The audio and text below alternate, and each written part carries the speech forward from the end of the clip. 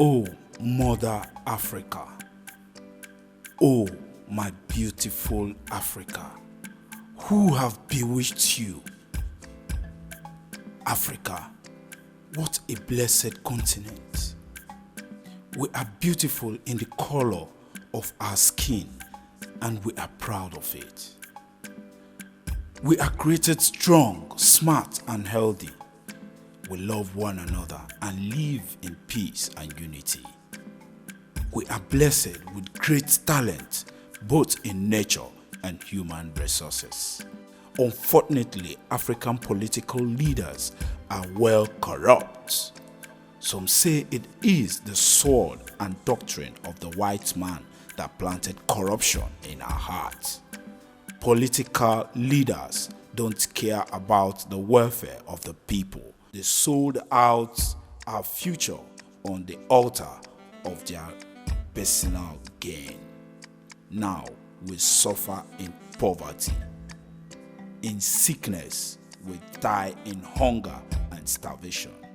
Unfortunately, we do not know when the pains will end.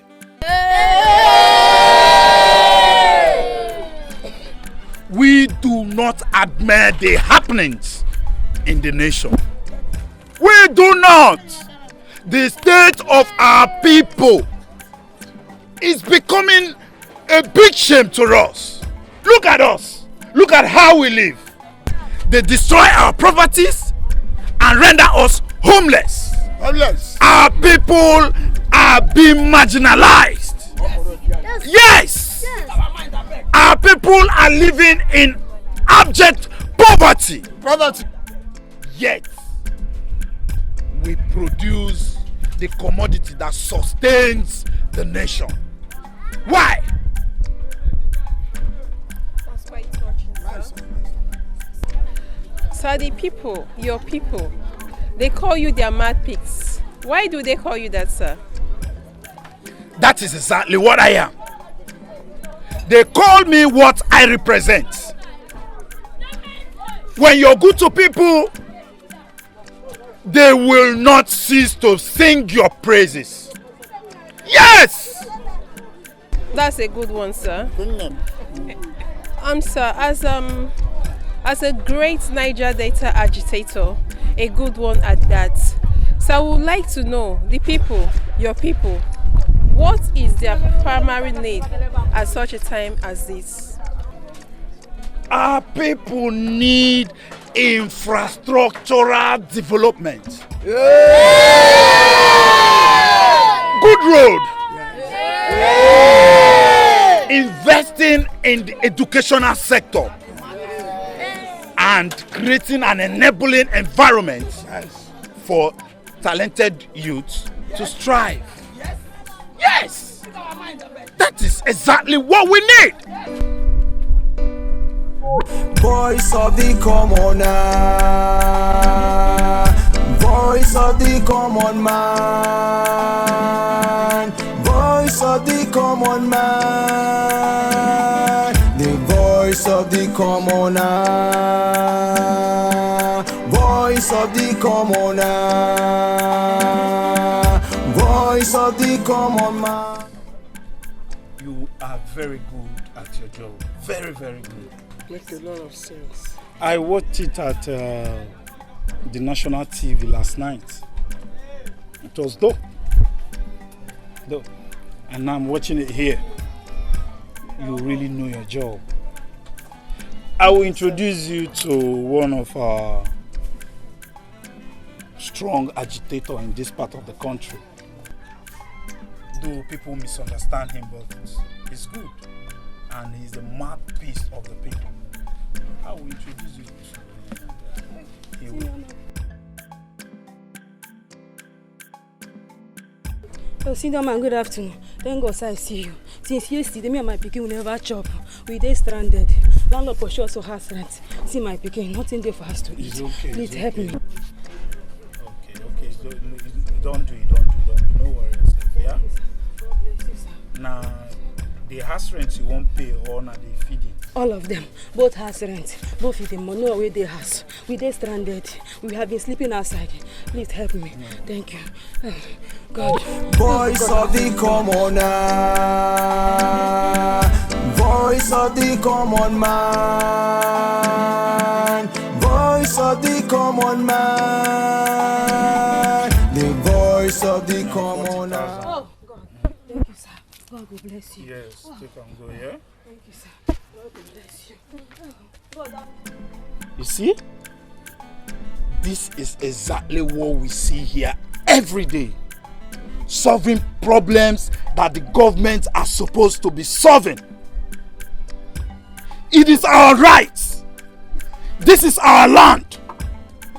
We produce the commodity that sustains the country, but yet nothing to show for it.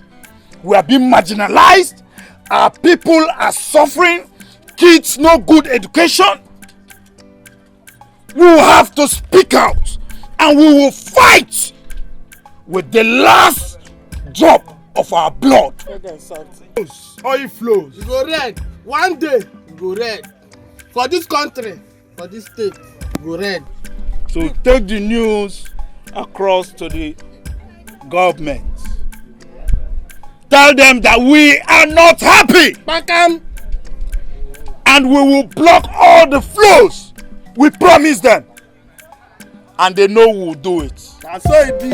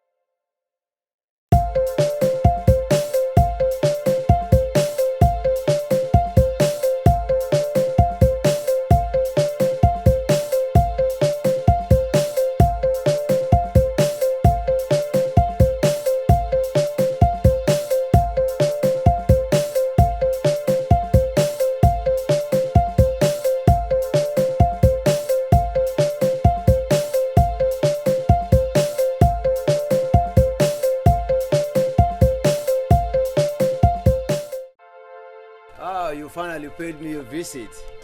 Wow. As you can see, I just hosted a football competition at that side. Winner wins 500,000 naira. And this kickboxing competition as well. I'm a promoter of peace.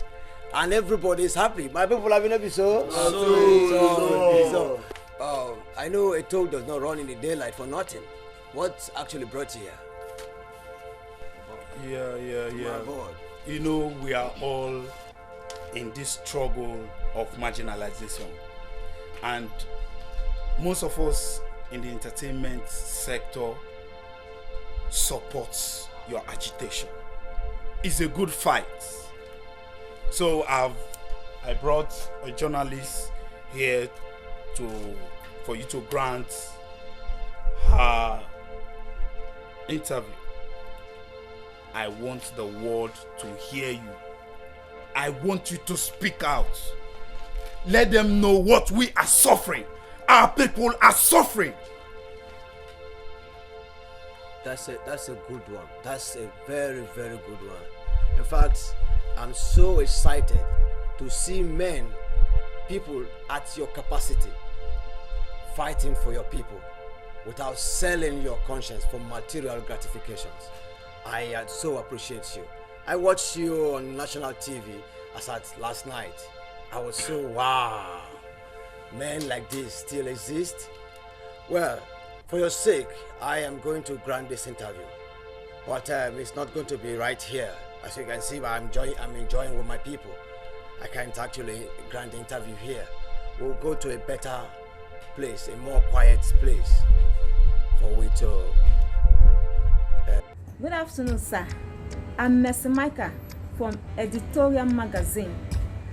I'm here to ask you a few questions, sir, that your fans and listeners will love to hear from you.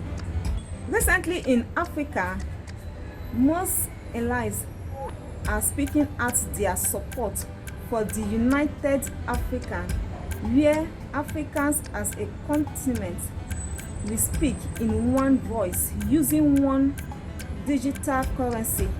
Do you think it is possible for this to solve the problem of terrorism? First of all, you must first understand that politics is a business. No master will want his servants to be like him. They the colonial masters. They colonized us, the Europeans. They taught us everything we know. They showed us books and taught us how to write on it. They control how far we can learn, and including the food we eat.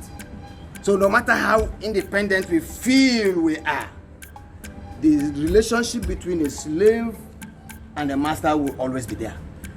This is the reason why we have pre-colonial mentality politicians in the African political system. And as long as these pre-colonial mentality politicians exist, Africa can never unite to speak with one voice. You know why? Why, sir? Because these politicians are the servants of the slave masters. Here in our country, the stakeholders and elders are agitating for the restructuring of our country. Do you think it's possible? Well, it is easier to change an ignorant man than trying to change a man unwilling to change. As long as we have this set of political leaders who are unwilling to change, sit-tight leaders who love their pocket, their personal pocket more than the life of the people they govern, there will never be restructuring. Look at the country. Nothing is working. Everything is static. Things are static because we stick to old rules, old system, quarter system. You can imagine that. A system but evil, with nepotism, with tribalism, with prejudice, and above all, corruption. If they are serious about restructuring, they should start by amending the Constitution. The Constitution that will barely everything we have to the federal government, including our bread. But they can never do this. You know why? Why, sir? Because the Constitution created loopholes for their easy looting. So it is only in Africa, only here in Africa, that a sitting president will steal public funds, stockpile it in foreign bank, and die leave it. And the next government will come, recover the stolen fund, and yet reloot the looted fund. Only in Africa. Look at their political, their economic strategy. It's zero. They borrow money, they invest in liability, borrow more money, and invest more in liability. So you see, nothing is bad to a man who is earning from a corrupt system. So as long as the politicians are earning from this corrupt system, they can never change it. They will never want to change it. So, for this reason, restructuring is impossible. Well. I see the pot calling the kettle calling the pot black. It has always been their normal way. Give the dog a bad name and hang it. Well, let me start by saying that the enemy of a man is not outside, but always inside his home.